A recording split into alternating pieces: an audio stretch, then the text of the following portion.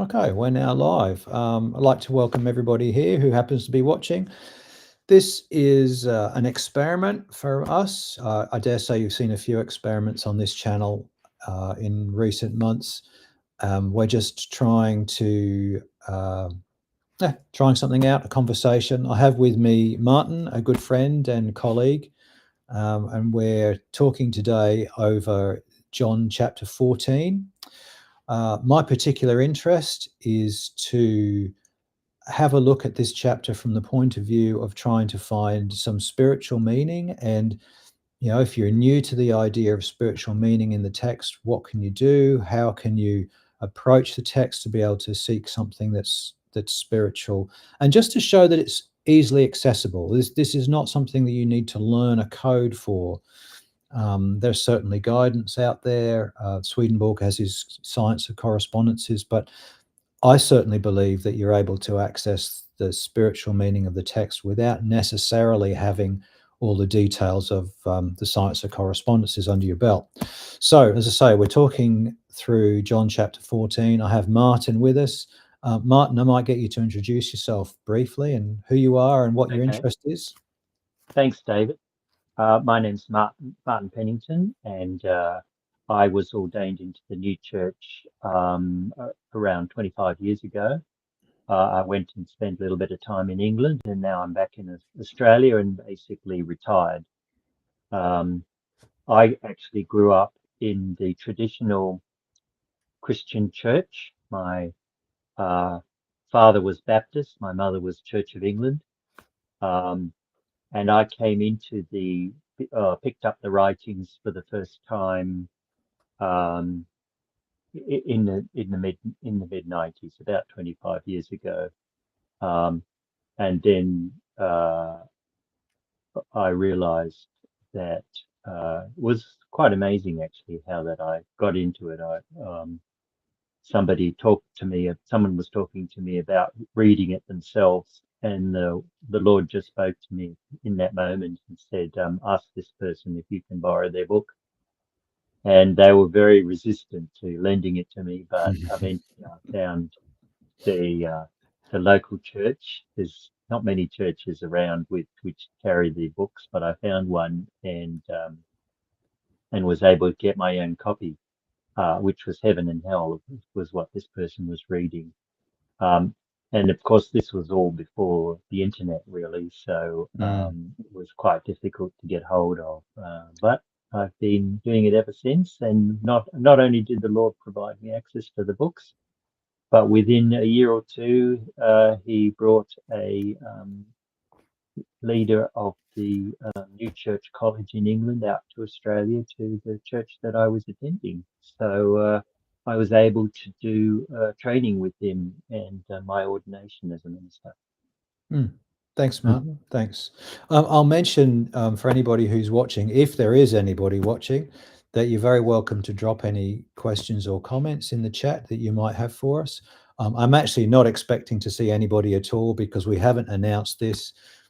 This is just something we're trying out. But if Promotion free. Yes, but if you do happen to come across us and you do have a question you want to ask, please do drop it in the chat and we can pop it up to display and we can talk about it too. So anyway, look, let's dive in. John chapter 14 is what we're looking at today. Mhm. Martin, did you want to say anything about this particularly before we get going? Yeah, so Introduce it. my goal at reading this chapter is John chapter 14 is about Jesus talking to his disciples about his preparing a place for them, preparing heaven. And it's one of three chapters, and they're all beautiful chapters. The chapter that follows this is on the vine. Jesus is the vine, and we are the branches. We're not going to look at that one today, but maybe in the future. But yeah, this one is about heaven, and I think it's quite appropriate. And we're going to try to communicate with you what Swedenborg called the internal sense, and perhaps even a little look at correspondences as we go through, which are the two significant ways that Swedenborg's reading of the Bible, of the Word as he calls it, of Scripture, differs from the way the traditional Christian church reads the Bible. Traditional Christian church tends to read the Bible as a history book and as a book of good sayings and, even advice on how to live the Christian life. Um, Swedenborg does a deep dive into that and goes beneath that literal sense, and that's what we're going to try and communicate today uh, through looking at this chapter. Thanks, Martin. Just before we do, just raises a question in my mind. What do you think is Swedenborg's purpose? If it's not a book of just good sayings, what is it he's trying to communicate? What is he telling us? Okay, so my way of answering this question is to say um, the Bible is not just an, a book of sayings. It's not just a human book, a book written by a couple of dozen people actually throughout it all. Uh, it is a book that is so significant that the Bible is literally read in heaven. Now, some people won't be surprised by this, but some people will be Mm, surprised by this. Um, but they won't really understand what we're going to look at, because what we're going to look at is tied to the idea that this world that we live in, the what we'll call the natural world or the um, material world, has one set of laws that control it, whereas the spiritual world, of which heaven is a part, has a different set of laws, if you like. And I'm not talking moral laws here, I'm talking mm. something along the lines of physical laws. Like the equivalent of the Um, law of gravity, for example. exactly, So exactly. gravity is one of those laws that um, manages and governs the natural world. There will Yeah, be gravity-like laws in the yeah, spiritual world.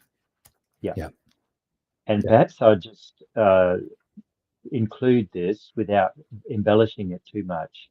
There are basically three laws that we're going to look at today that are completely different to the way they are in the world. And we call these three laws uh, the law of time, the law of space or distance, and the law of status.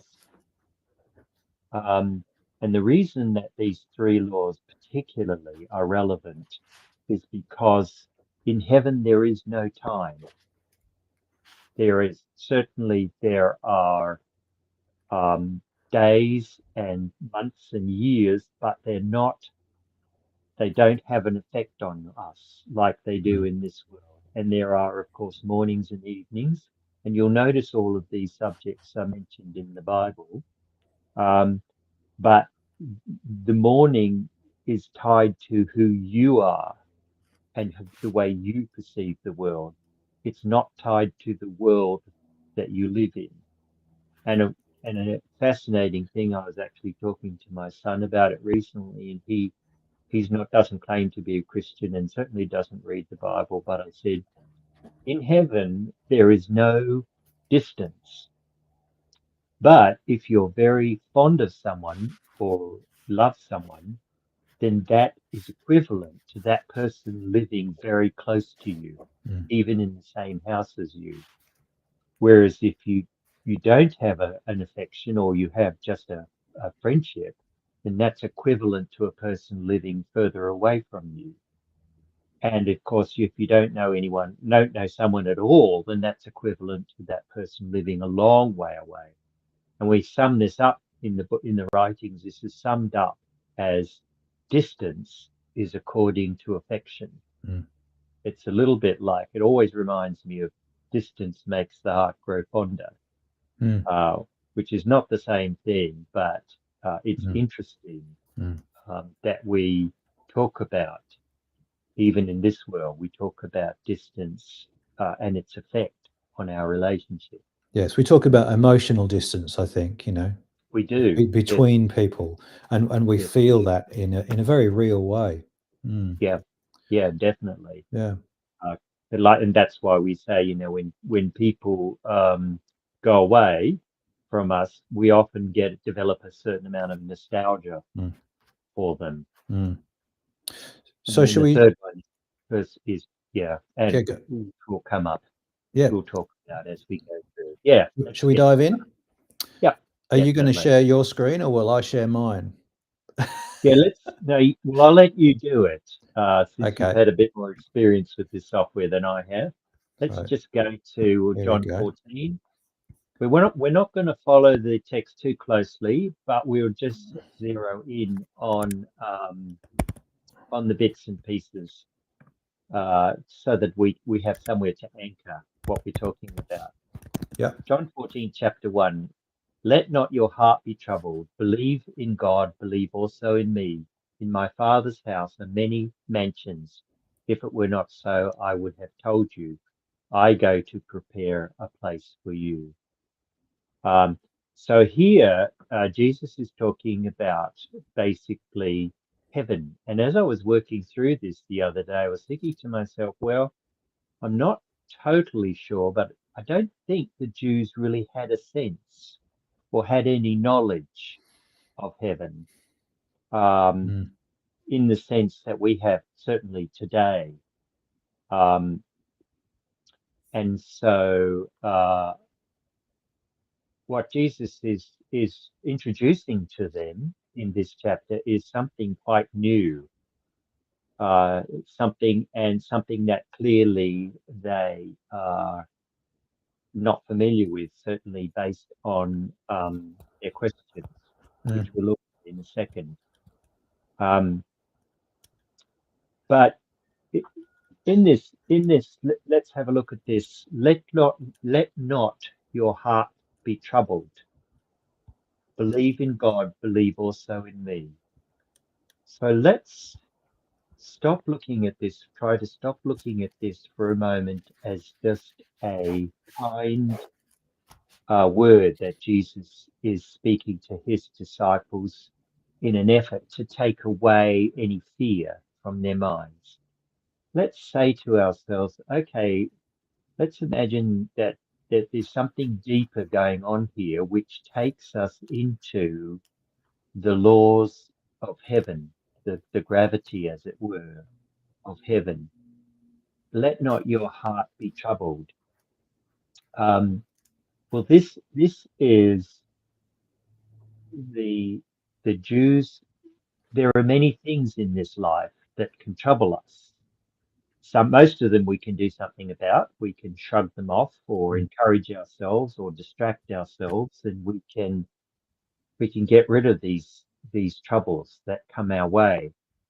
But there are of course troubles that cannot be dealt with so easily. Um, and so Jesus is wanting to talk to his disciples about these deeper troubles, troubles that lead maybe to doubt or insecurity, what we could even call existential crises. It's these sort of troubles that Jesus mm, is focusing in on in this passage. And then he goes on to say, so in my Father's house there are many rooms or many mansions. Now, Swedenborg tells us that in heaven we will um, be given somewhere to live which will be perfectly in line with our personalities, with our gifts, with our skills, with our raison, as the French would say, our raison d'être, mm, our reason for existing. And in reality, Jesus will give us something that matches how we were made, and is so um, woven into our sense of being. mm. So straight away, Martin, here we're jumping into this idea of place. Yeah. Yeah. In my Father's house, place, Yeah. are many mansions. There's a thing in a place. If Yeah. it were not so, I would have told you, I go to prepare a place for you. Yeah. And what you're saying is the place that is being prepared for us is a statement of our own being. Yeah. Definitely. And it's a And manifestation of who we truly are. yeah. And because it's so close to who we are, of course, we have an innate affection for Mm, that place. mm, Going back to the statement, mm, distance is according to affection, or place is according to affection. mm. We are sincerely comfortable in that place because it matches all of the things that we love in life. Yes. It's the difference, sorry, between a house and a home. Exactly. It's Exactly. somewhere we feel instantly at home because it reflects our own character, our own nature. Exactly. Mm, Exactly. Yeah.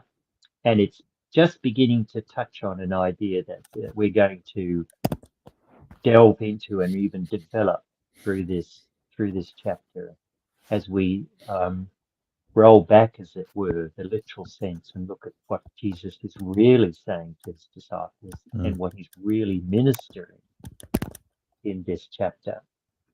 mm, So Jesus goes on then to say, verse 3, if I go and prepare a place for you, I will come again and receive you to myself, that where I am, there you may be also.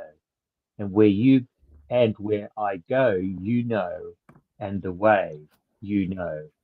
So I'm not loving this translation too much, but let me just So, have you got a preferred translation? Because I can change it. well, This is New King uh, James I've just pulled up because that's the one I tend to yeah, go to as my default. doesn't matter. We'll stick with it, and Stick I with it. will Okay. just reinterpret it as I go. Yeah.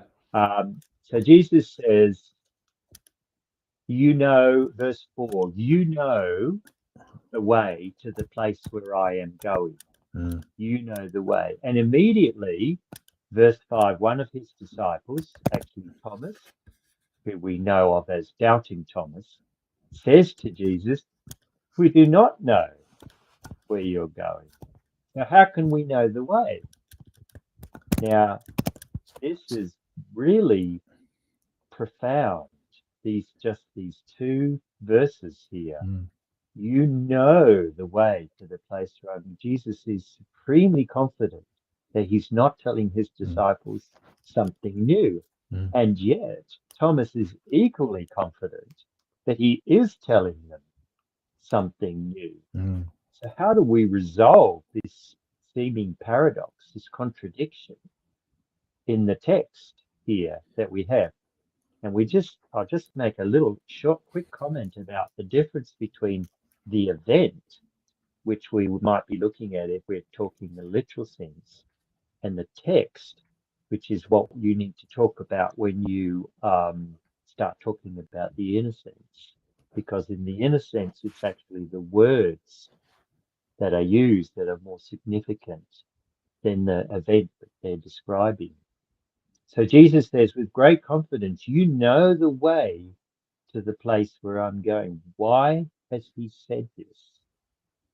And why is the name Thomas? Why is Thomas involved in this question?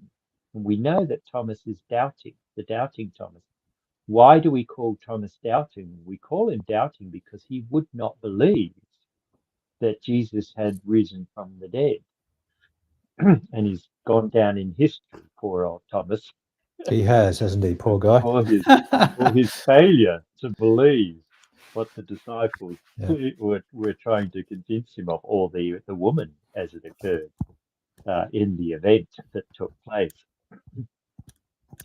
But Jesus, of course, he once again is talking not about a place, even though he uses the word place, but about uh, an affection that we have, thinking it once again about place is according to affection or distance is according to affection. Mm, And he's really saying here to his disciples, you know the way because where your affection leads you, you don't need you can't get lost because mm, you're following your affection. It's a bit like if you want to go and see something, and you don't know, you may not know the way, but you know that when you get there, you'll know that you're there. Um, and it just weaves in this idea of we people who know where they want to be, know where they want to go, mm, don't worry about how they're going to get there. They just know that they will get there somehow. mm. And furthermore, they are so determined to get there, um, that they will just keep going until they find where they want to go, till they find Yeah. where they're going. So if we jump back to this idea of place again, Mm, place being a manifestation of a state of being, mm, then if we have a particular state of being and it is very clear to us, then everything that we do and everywhere that we go is determined by that state of being. And perhaps this is why Jesus is so confident when he says this, that you know the way, because he's at this mm, point, this point in the story, if we take it as a literal story, Jesus has been with the disciples for 3 years. He's been teaching them, he's been leading them. They they are they have a greater and greater grasp of what he's talking about. mm, They know the way, so that when he steps out of the scene, as it were, as he's about to in the story of the gospel, it's just all you need to do is manifest who you've become, in a way, as your guiding light to find the place that you're going to go to. That's kind of my understanding of this. And mm, I'll just note what I said to you before we came online. Is that one of the things I really love about John's gospel is that Jesus speaks to all of these people within the gospel. And it's not only the disciples here, it's the woman at the well in Samaria, it's Nicodemus. He's talking to them at a particular level, and the people he's speaking to clearly don't grasp what he's saying. mm, And if we're able mm, to grasp what he's saying, then we can see this distinction between a literal and a spiritual mm. meaning. And And I think the it's just a beautiful gospel to illustrate all of Yeah, that. and the second thing, just the important thing to point out about that, going back once again to the text rather than the event, Mm, is that the people will pick up, for example, three of Jesus' disciples have input into this particular chapter in John. mm, Um, but there is an importance to the name that we are given of the individual that asks the question. Going back to just the doubting Thomas, mm, we mm, don't really know what the names represent, because that leaves something for us to learn when we get to heaven mm, ourselves. That will all be made clear to us. But we are not interested in the individual. We're just interested in whatever we know about the individual yeah. and what information that might give us on the inner sense that the passage is describing. Mm.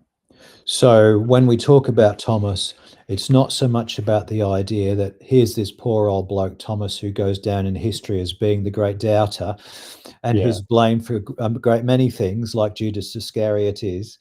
yeah, Rather, it's talking about a state of yeah, being that we ourselves can also yeah, experience and partake in. And it's yeah. that state that is all important. That's a very good point, David. And of course, here's the real significant thing is that we have these states in us. So we have a state of Thomas when we doubt, and then we have a state of the other two, Philip and Judas. Mm, These, so the names in these passages are not individuals outside of us. mm, They're individuals within us. mm, They're when we become like that person. And no doubt, if you've been a church attender and you've listened to sermons, you will have heard ministers even say this: don't be a Thomas. Mm, Don't you be a Thomas. mm, Um, and he's literally referring to this idea, although he may not be aware of it. He's referring to the fact that, yeah, within us, there are all of these different names, and they describe different parts of ourselves. mm. Because literally, I will never be a Thomas. I will always be a David. but there may well be times when I exhibit the qualities of Thomas, Yeah, and that's the what's being flaws, referred the, to the there, isn't it? flaws of Thomas. Yeah, Mm, mm, yeah, that's right. that's right. That's Mm. right. So Um, no, I'm now looking ahead now. I don't know if you had anything more you wanted to say about verse 4 and 5, but no, I'm I'm looking I'm at moving forward, but verse you 6. speak.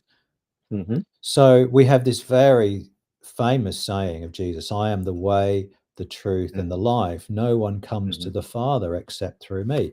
So here Hmm. we have in this statement, I am the way. That's right. There is space. And there's also perhaps a little bit of time, because when we travel on a way, when we travel on a journey, there's a beginning and an ending to it. Hmm. The Hmm. way, the truth, and the life. No one comes to the Father except through me. There is that status or person of the Father. What is this idea of who is the Father that we Mm, come to through the mm, person of mm, Jesus? mm. Well, we're going to leave the issue of the Trinity, which comes up quite a bit in Yeah, this passage. yeah. And I just want to introduce an idea which also flows through this chapter. And the idea is that we are not, Jesus. The reason Jesus is so confident that we know the way to get to heaven is because Jesus is about to weave in two separate things into this chapter that don't appear in the literal sense at all, but that you will not probably not be surprised when I introduce it. And that is that the reason we know the way is because the way, as Jesus said, the way, the truth, and the life, Jesus is talking here about our personal salvation, basically about us accepting Jesus and becoming Christians. Um, and because we become Christians or even just spiritual people, Jesus can say with confidence that we know the way because it is that way that we follow when we follow Jesus. And just as Jesus says here, he is the way. And as we learn to to follow Jesus through listening to reading our Bibles, listening to the way he speaks to us, and practicing a life Mm, that the Bible teaches us to practice, we then uh, actually begin to follow. We become familiar with the way. And I've summed it up in a little statement here.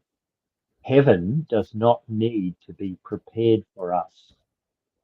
We need to be prepared for heaven. mm, And so, in coming to the Lord, we are preparing ourselves to live a life that's different from the life we are living in the world. mm, And as we prepare ourselves to do that and ask the Lord to prepare us, the same time that is happening in this world, heaven is also, we are also being prepared for heaven. And heaven is uh, our future, our destination. Heaven is becoming more and more our destination. mm, And so we've, in a sense, completely turned upside down. And this is coming out in the disciples, in Thomas's question, um, the whole issue of heaven. Uh, Swedenborg says at one point in the writings, as we uh, as we and welcome heaven into ourselves, so heaven welcomes us. Mm. And so this is, yeah, so this is where we are heading to in the rest of this chapter. Can I just say, Martin, it's a really interesting observation you make. We need to be prepared for heaven. Um, that seems almost too obvious to state in Yeah, a way. But as you yeah, say, it turns this on its head if I go and prepare a place for you. yeah, You know, this idea of Jesus preparing heaven for us yeah. uh, We is we need to odd. invert that. And yes, it's preparing us for our place in heaven. And of course, our place in heaven is that manifestation of an inner character, which is, the spiritual life within Mm. us. Mm. And what we're gonna do in this chapter is we're gonna move further and further away from heaven as a destination Hmm. and towards the idea of heaven as a lifestyle, Hmm. and further away from heaven being a place somewhere at the end of the road, and towards us being in heaven here and now. Mm. And this is the actual power.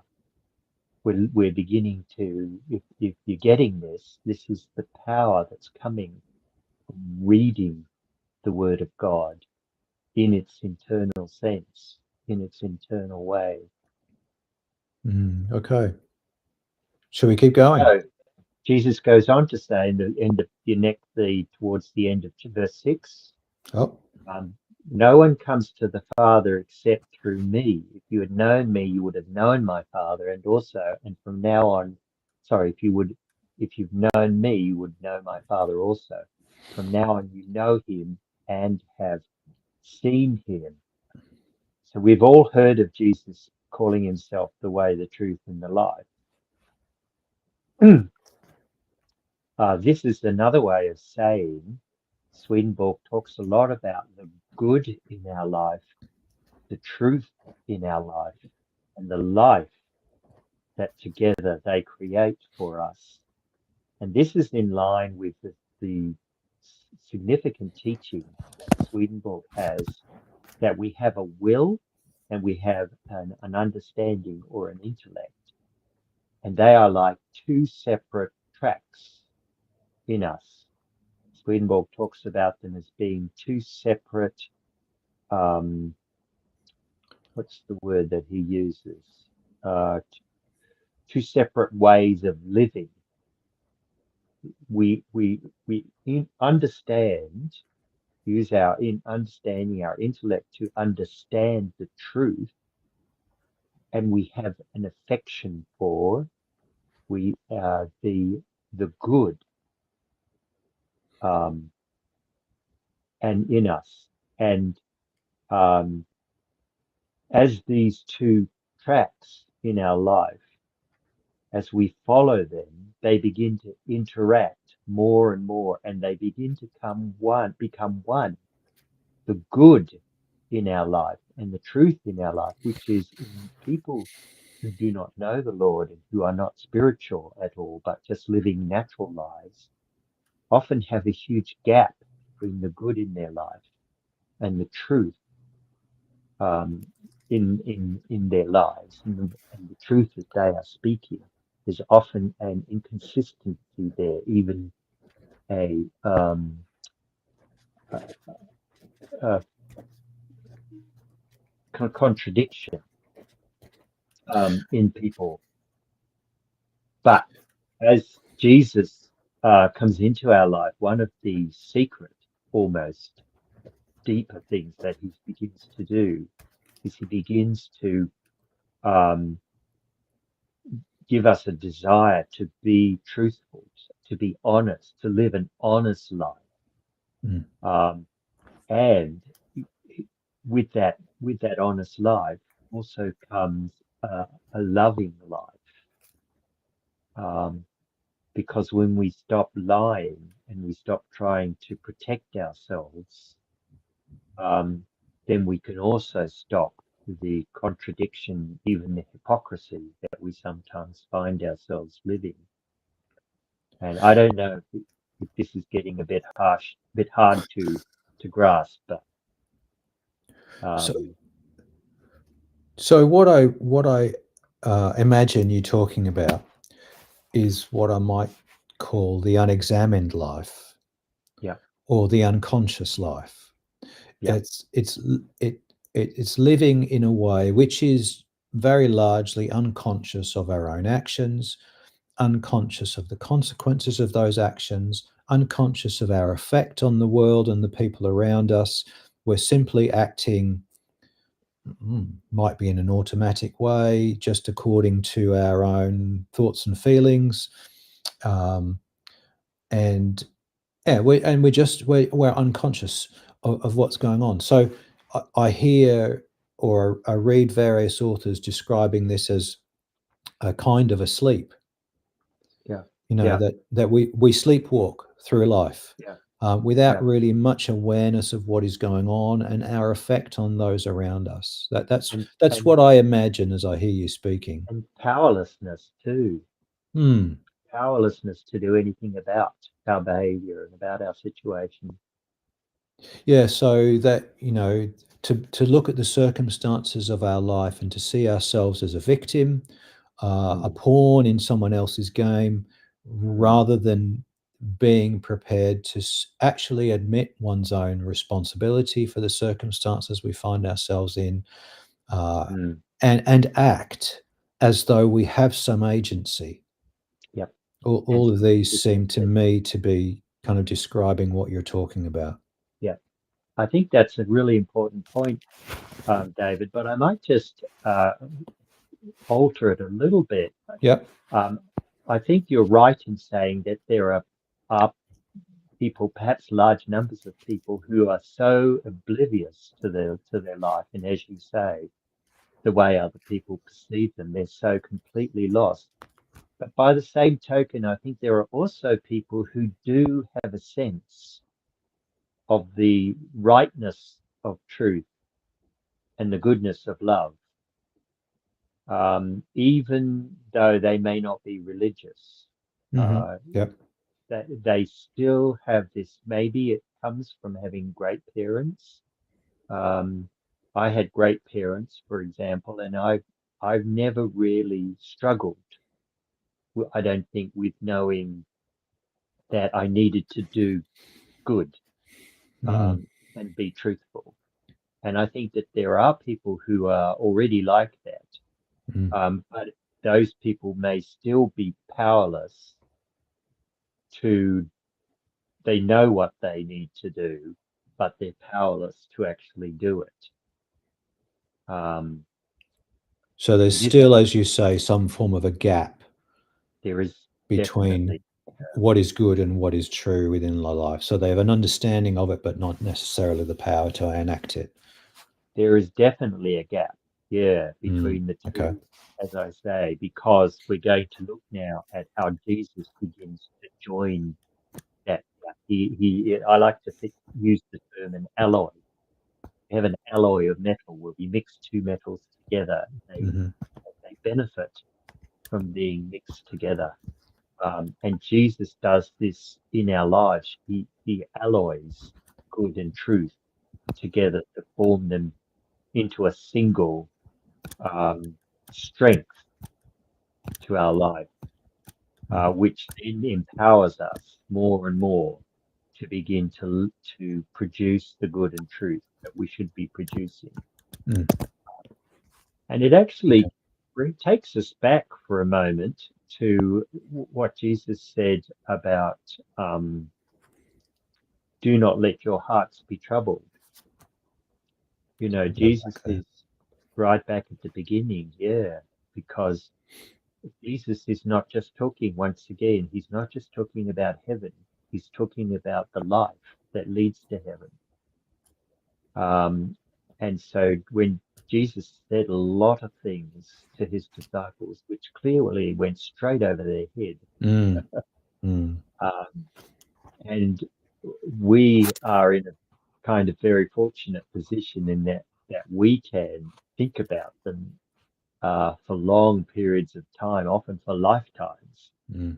and begin to grasp things that Jesus was saying that the disciples never grasped. Mm. Um, and once again, that's the difference between the event and the text. Mm. The Bible's not just describing events, but it's describing steps almost, as it were. Well, how would you describe what the difference is with what the Bible is doing? It's like a guide. Is it a guide or something like that, David? Again, you were talking earlier about, good sayings, or, Mm, mm, the Bible can be looked as a series of good sayings. It can be looked at as like an instruction manual for life, which I have some mm. sympathy with. Yeah, But then I again, like the idea of a workshop manual, oh actually. yeah, yeah, yeah. Mm, But then again, I think where we have to be careful of that is the tendency to then think of the Bible as, here are this little list of very mm. Rules and regulations. prescriptive rules and regulations. Do this action and then you'll be all good. And I Yeah, don't think it's quite yeah, as simple as that. definitely The not. Bible represents something much more of a spiritual journey, and it's an evolving that takes place within us. Mm, We mm, start in one very negative state often, mm, and it leads us to something much more positive. And over the course of that journey, the way we go about that will change. I don't mm. think it's necessarily always the same action after the same action after the same action. There will be something that is evolving in there. That's my sense of it anyway. Shall Yeah, we go on? and it's an organic thing. Mm, It like we can never really look at the Bible as just instructions for living, mm, because it's bringing this good and truth together in our life. It's like an organism almost. It's like a plant that grows together with another plant mm, and entwines itself. Yeah. So, and the reason that I'm going into this in quite a bit of depth is not just because I'm using it as a teaching opportunity, but it's because what we're going to look at now um, will be it, is what Jesus is talking about next. He mhm, has now two paragraphs really on this bit of theology about Jesus and his Father. mhm, And if we were talking about, and now it's a bit tricky to start talking about um, this Father business, because people can get very touchy about what the Trinity is. mm, Now, Swedenborg absolutely does not believe in a Trinity of three persons. mm, Absolutely against this idea. Um, but by the same token, I don't want to give people the impression, because I don't believe it myself, that the Father and the Spirit were just kind of descriptive terms mm, um, that are used of spiritual elements. So we're not talking that, but we are very much talking, and we will reach that in this passage before we finish, the idea that there is Jesus, and then there is his Father and his Spirit. And it to really begin to grasp the true nature of the Trinity is to say, okay, I can I can meet with Jesus. I can get to know Jesus. I can reach out in a philosophical way, in a spiritual way, and grasp hold of Jesus. And within him, as my one God, I can then look at his fatherness and his spiritness within that. Now, once again, I want to impress the idea. I'm not just talking about different aspects of Jesus, but I am very much talking about Jesus, for example, says, unless, and we'll look at this in a second. Um, Actually, we'll go straight to that. So let's start. Let's look at now where are Where are we? we going to start? I think at 15. 15. No, That's, sorry, no, no. no. Philip, verse 8. Here's Philip's question. Yeah, Yes.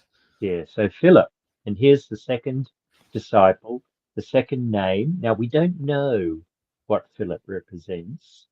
Um, so that's not something that we can know in the same way that we knew what Thomas represents. But we do know that there's something significant about the question that makes it a question, a Philip question, you could say. So Philip says, Lord, show us the Father, and that will be enough for us. And what's Jesus' reply? His reply is, Philip, have I been with you all this time, and you do not know me? Now, this is an interesting thing about Jesus. If you ever get the chance to read through the Gospels, you will find that Jesus almost never explains himself. Occasionally he Mm, does, but most of the time he doesn't. He just continues to almost go deeper. And you see it here so much. mm, He's not answering Philip's question at all.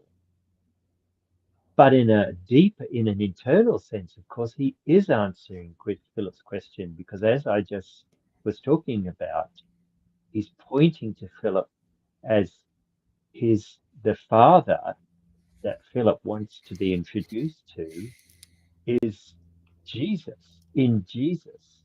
mm. Um, and this is how he deals with his question. So Verse 10. I just want to say, so the distinction here between Jesus and the Father is the same distinction when we've talked about these three disciples, um, Philip and Judas and Thomas. Or Thomas was first. Thomas, Philip, and Judas. So each of those disciples as persons, we put the person part aside and we think about the quality they represent. So here we Very have good. Jesus being a quality or an aspect of or a state of something, and the Father again is a state of something. And there's a Hmm. relationship between this Jesus and this Father Hmm. that is now Hmm. being starting to be teased out here. Hmm. That's really excellent, Yeah. man. I love it. I never Yeah. even saw I never even saw that. That's so excellent. But it's just interesting, isn't it, Good on how you. how the text of the Bible starts to Mm, lead you down these tracks. mm. Um, and it's And very clearly Philip doesn't get it. Philip yeah, is thinking, okay, Lord, I can see you standing in front of me. Yeah, so you're talking to me. You're telling me yeah, about the Father, who I imagine is someone entirely yeah, different. You know, yeah, show me this someone. And Jesus, yeah, and then Jesus, yeah, as you say, he doesn't really explain himself. He's going deeper with the yeah, question. Mm, yeah, yeah. Because we now we're going to look too. That's just great, the three disciples there. But there's another three, of course, that we've been talking about, and this is the good, the truth, and the life. mm, Which we could also talk about the good, the truth, and the works that they produce. mm, Um, And this is where we're going to start to weave this in because Swedenborg teaches that the Father is the good in Jesus, mm, and the truth is the Spirit in Jesus, and the life is Jesus' life on earth, is the flesh, the flesh that he took on to and I think we're going to pick this up. So I won't try and describe Jesus' role, but I'll bring it out as we look at the text mm, here. Um, so Jesus says, "Yeah, I am in the Father, and the Father is in me." Verse 10, verse 11, believe me. the Father is, or believe me that I am in the Father and the Father is in me, or at least believe on account of the works or miracles Mm, that I do.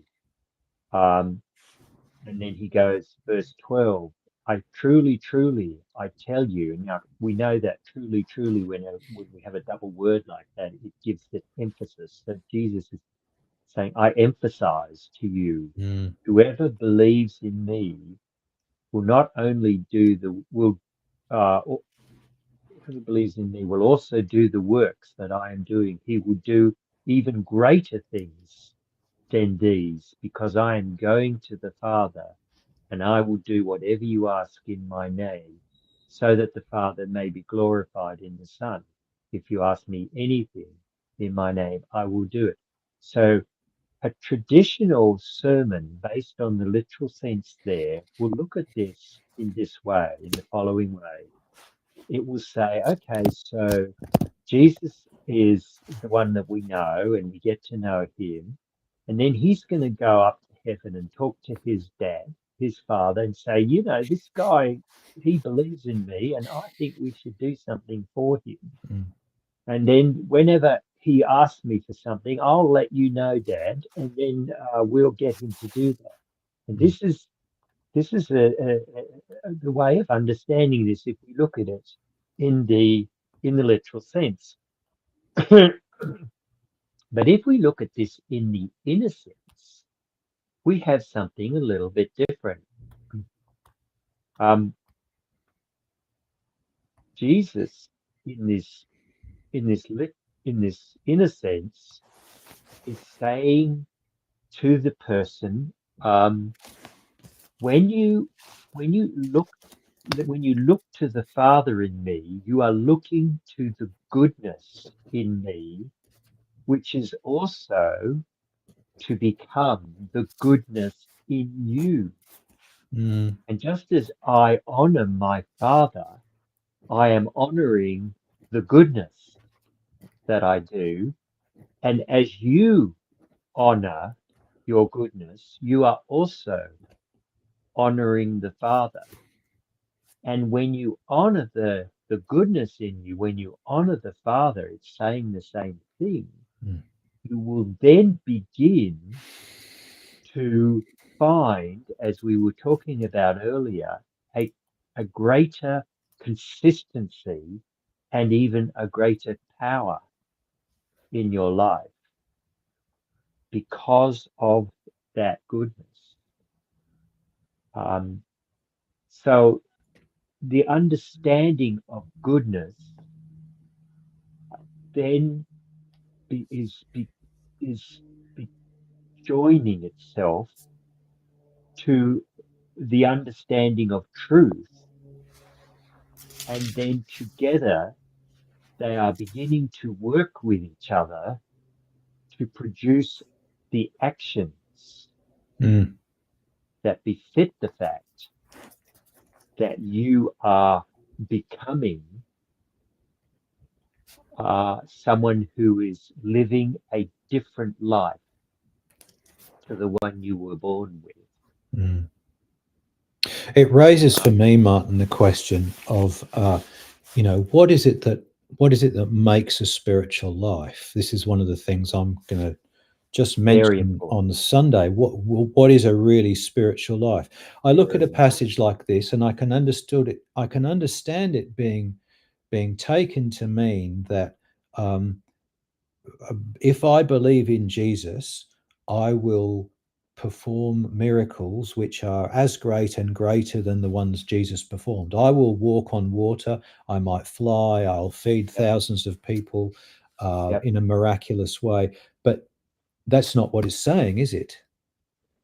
Uh, it's not what he's saying, but he's wanting to start at the beginning, so to speak. Hmm, hmm. But keep going, keep going.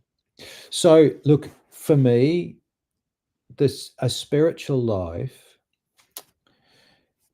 It's in many ways a very ordinary thing.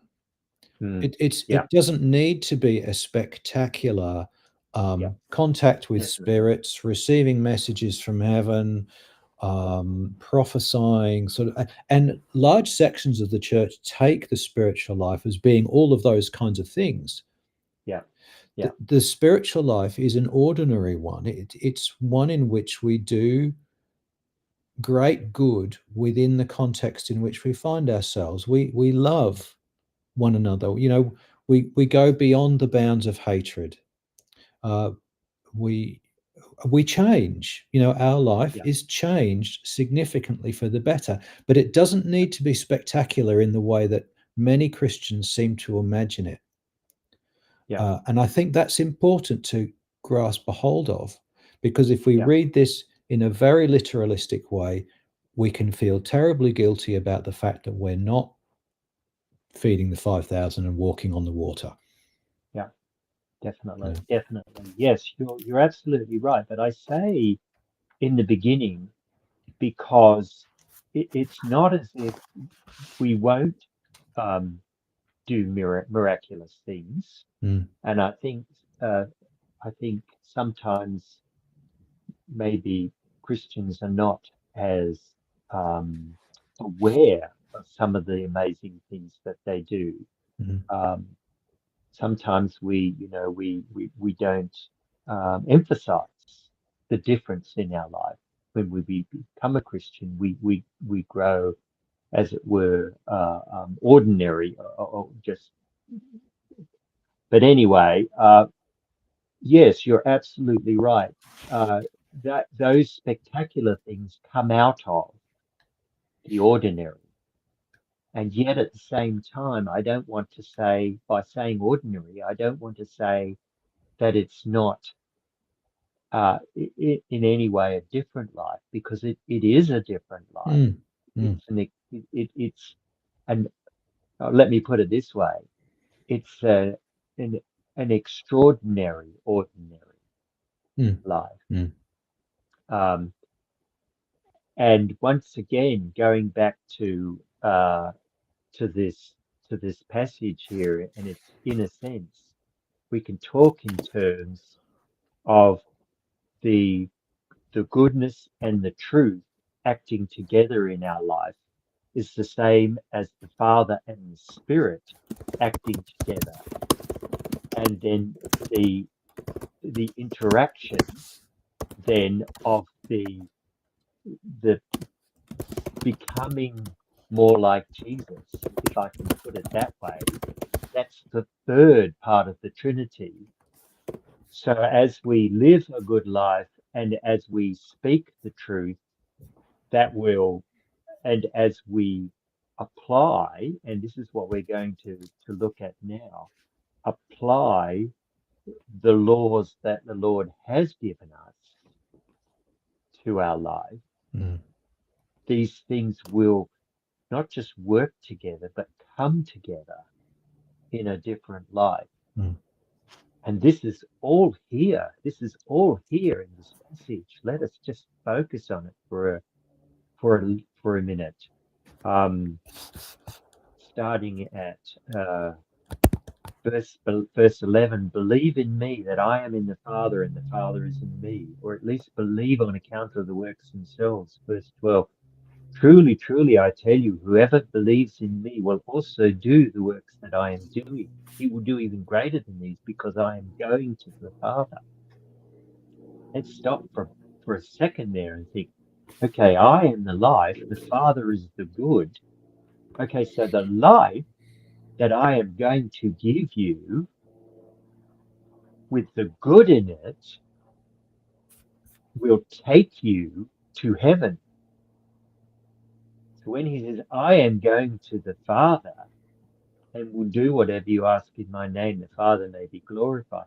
Not only will he give you a life on earth that others will admire, but he will give you a life that will lead you, this extraordinary, ordinary life, to an extraordinary but ordinary place, Mm, which is heaven. mm, So you can see how these things come together. And let's just move on, I think. Um, to verse 15, suddenly Jesus introduces this brand new idea. If you love me, if you love me, you will keep my commandments, and I will pray to the Father, and he will give you another helper, that he may abide with you forever, the Spirit of truth, whom the world cannot receive, because it neither sees him nor knows him, but you knows him, for he dwells in you, for he dwells with you and will be in you. And let's just stop there for a minute. So, can you see here how the things that we've been talking about are meshing together? They're combining together, not as three persons of the Trinity, but as the three aspects of the way we live. Um, that is the good, the truth, and the life that we will be living. Mm. I just want to just mention about the ordinary, extraordinary life. Mm, My own experience is that on those occasions when I have sought to impress, I have fallen in a heap. It has not mm, worked.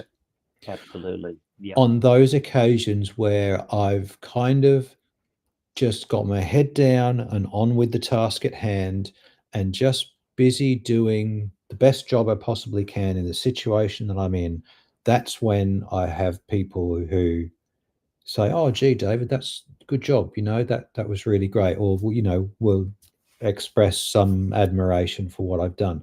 So I've not. Yep. It's nothing that I've sought. That's the thing. I've Yep. not sought it.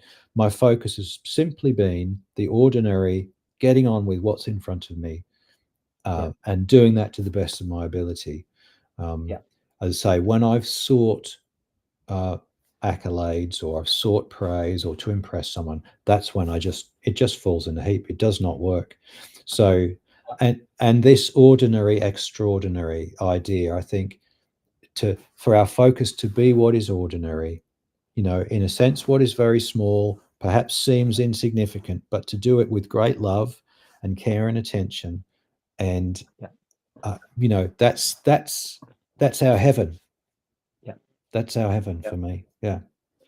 I like to think of it in terms as, and I think a lot of people will be able to relate to this. When I'm in the driver's seat, Mm. that's when I have a crash. Okay. When the Lord is in the driver's seat, Mm. that's when I impress Mm. people with my driving. Mm. And I think that's what you're saying here. Mm. Um, and once again, we are looking at in this looking at this chapter 14.